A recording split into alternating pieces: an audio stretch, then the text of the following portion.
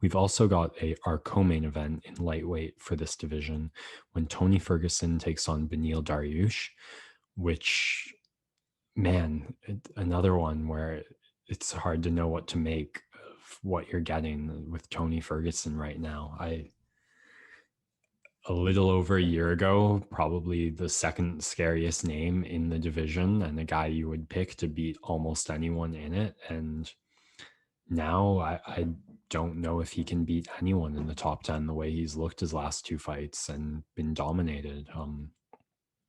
What Justin Gaethje did was one thing, and like a total on the feet domination. And then Charles Oliveira went and dominated him on the ground. So in both facets of the game, he's been found lacking. So it's not a question of like, oh, if he can just make the fight happen here. It's no, he needs to rev up his entire game and show that he hasn't just been figured out. What Oliveira showed was that the takedown defense really wasn't there because he was pretty well able to take him down at will, and the jiu-jitsu was slick enough to match Ferguson's own jiu-jitsu. And I think Dariush has both of those things. He has great takedowns and he has great jiu-jitsu. We saw both in his last fight against Diego Ferreira. And I think Ferreira is actually a pretty similar style of fighter to Ferguson, a little bit wild, a little bit crazy on the feet, but like dangerous, lots of pressure, and like fantastic jiu-jitsu. And Dariush was able to answer both challenges. Not like a guy you think of when you think of excellent strikers, but the knockout of Drakkar Klose is hard to argue with. So he's been more dangerous on the feet lately than Ferguson, you could say, based off that. So I've got to lean towards Dariush on this one. It is to Ferguson's advantage, I think, that it's an older opponent, someone maybe without like the raw athleticism to just put him to shame. So in terms of like physical shape, you've got to give Ferguson the edge there.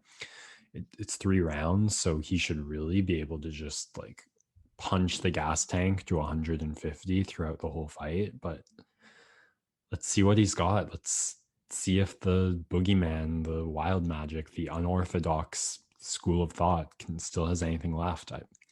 I honestly believe, regardless of how this fight goes, Tony Ferguson will not retire until the UFC forces him to, kicking and screaming. So I'm not going to say anything like this is a whole moment in like whether Ferguson keeps on fighting, but it's for sure about who's he going to keep on fighting, how far down the ladder can he slide.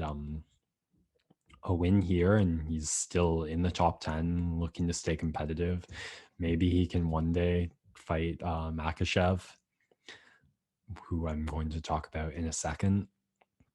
But a loss here, and I think his next opponent would have to be pretty far down the list. And I almost feel bad for Dariush with how much I'm devaluing Tony Ferguson's stock with this, because I do hope if he can get it done here that he's riding this crazy momentum and he gets a worthwhile next fight offer based off that momentum that he's riding. But a finish would be huge here if he could do it in 3 rounds, especially like submission wise is how I see it. But 3 rounds of wrestling domination with submission attempts that get close, but Ferguson never taps is kind of how I see this fight going. So we'll see.